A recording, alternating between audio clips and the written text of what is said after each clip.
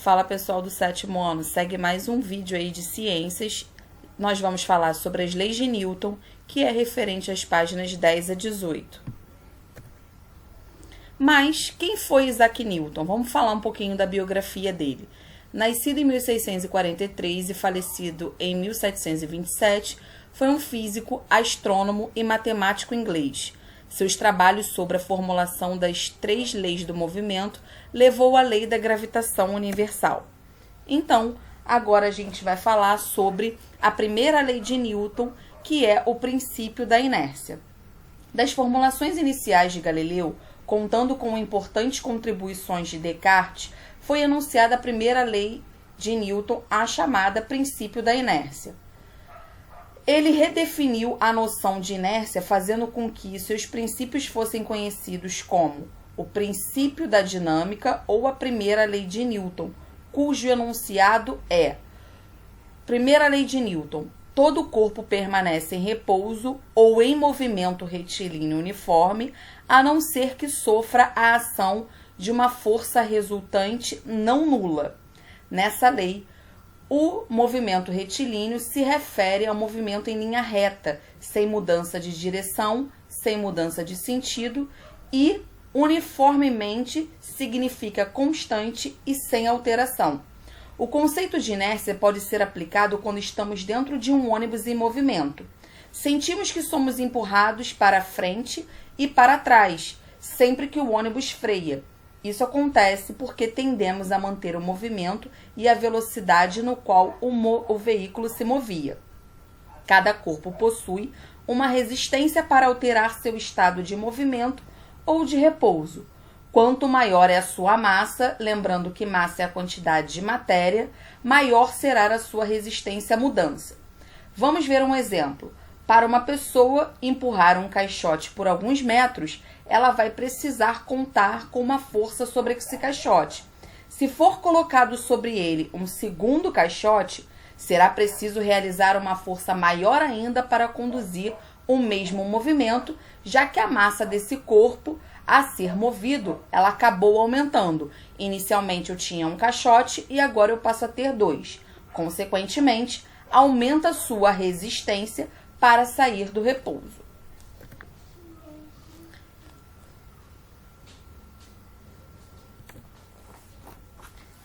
Agora a gente vai falar sobre a segunda lei de Newton, que também fala sobre a aceleração.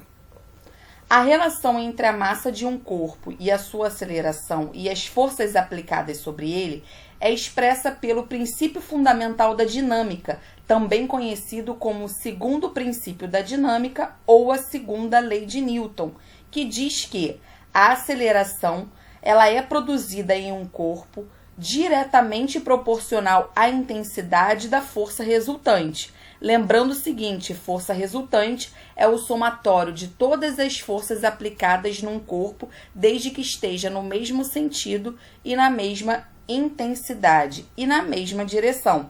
Isso foi falado no vídeo anterior. E podemos interpretar essas informações da seguinte maneira: quanto maior for a força resultante, maior será a variação em sua velocidade quando aumentarmos a intensidade da força resultante, levando sempre em consideração a sua orientação e o seu sentido. Por outro lado, se a massa do corpo crescer gradativamente, sua aceleração diminuirá cada vez mais se mantivermos a mesma força resultante.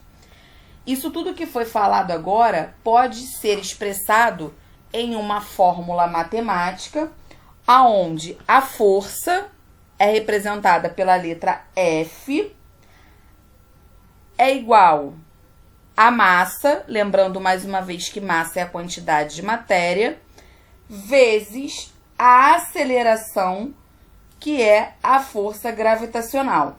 Com base nessa equação, podemos obter a intensidade da força pelo peso sobre um corpo.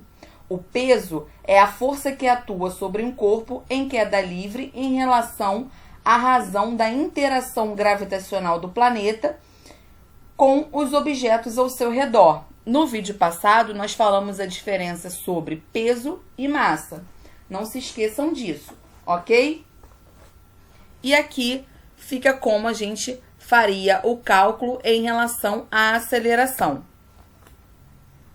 E para a gente finalizar a terceira lei de Newton, a gente vai falar sobre o princípio da ação e da reação. Isaac Newton, observando vários fenômenos, ele postulou que sempre que um corpo A aplica uma força sobre um corpo B, esse corpo A recebe uma força de reação de intensidade e direção igual, mas em sentido oposto. Assim, uma das forças é chamada de ação e a outra é chamada de reação, configurando um par de forças, ação e reação. Também é importante destacar que essas forças ocorrem de forma simultânea, ou seja, a reação surge no mesmo instante que a ação passa a atuar. Se você precisar fixar um prego numa parede com a ajuda de um martelo, seu movimento fará o martelo realizar uma força sobre o prego, mas o prego também exercerá uma força sobre o martelo. E aqui a mesma coisa que acontece nessa outra imagem aqui. Eu dei o exemplo do martelo para vocês, mas aqui eu tenho uma pessoa que está forçando a parede e ela aplica uma força de 5 newtons. Lembrando que N é a unidade usada para força, justamente para homenagear Isaac Newton. Ao mesmo tempo que a pessoa empurra a parede empurra uma força contrária a ela com a mesma força, ou seja, 5 para a parede e 5 para a pessoa. Então, podemos concluir na terceira lei de Newton que toda força de ação corresponde a uma força de reação de mesma intensidade, mesma direção, mas em sentido contrário. Ok? Bom, galerinha, espero que vocês tenham gostado do vídeo e espero poder ter ajudado. Fiquem com Deus.